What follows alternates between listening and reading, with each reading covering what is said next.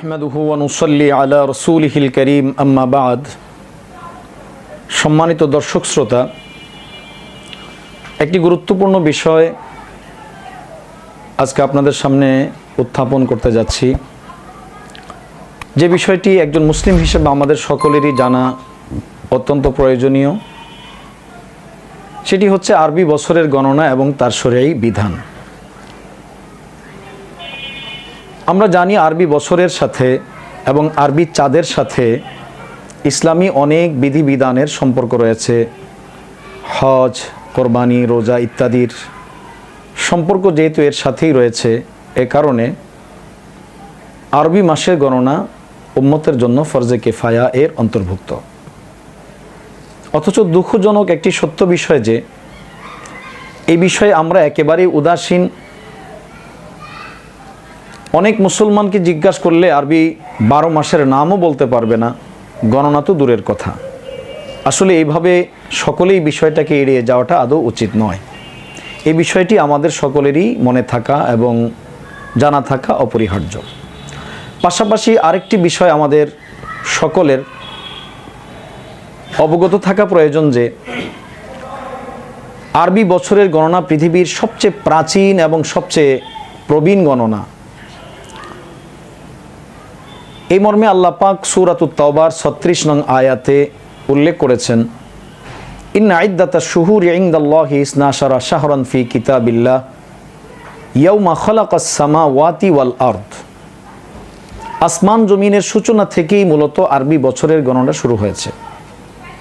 যদিও বছর আকারে, সাল আকারে গণনা করার বিষয়টি ব্যাপকভাবে প্রচলিত ছিল না, তারা শুধু মাস আকারে গণনা করতেন।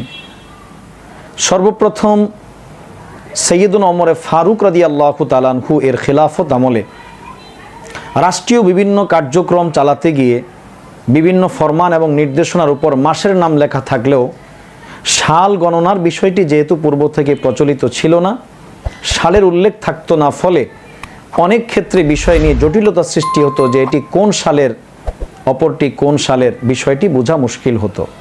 ফলে বিখ্যাত সাহাবী সৈয়দুনা আবু মুসা আশআরী রাদিয়াল্লাহু তাআলা আনহু এর প্রস্তাবনার ভিত্তিতে বিষয়টিকে অত্যন্ত গুরুত্বপূর্ণ বলে সৈয়দুনা ওমর ফারুক রাদিয়াল্লাহু তাআলা আনহু তৎকালীন সাহাবায়ে কেরামকে নিয়ে পরামর্শ করলেন।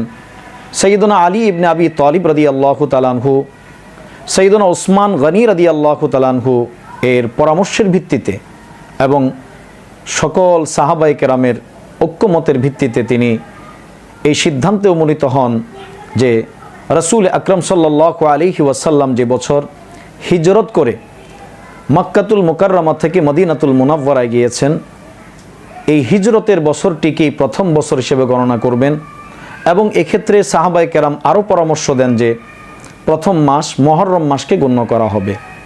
এই সব কিছুকে বিবেচনায় রেখে সৈয়দুনা ওমর ফারুক রাদিয়াল্লাহু তাআলা আনহু তার খেলাফত আমলে 17 হিজরিতে 30 জমাদাল আখিরায় এই সিদ্ধান্তে উপনীত হন যে হিজরতের বছরকেই প্রথম বছর এবং আরবি বছরের প্রথম মাস মুহররম মাসকে গণ্য করা হবে।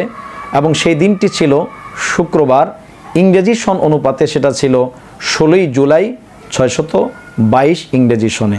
তখন থেকেই সর্বপ্রথম এটি কার্যকর করা হয়।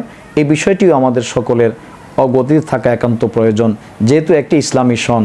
আল্লাহ পাক এ জাতীয় বিষয়গুলো আমাদের স্মরণে রাখার এবং আরবি বছরকে গণনায় রাখার তৌফিক দান করেন।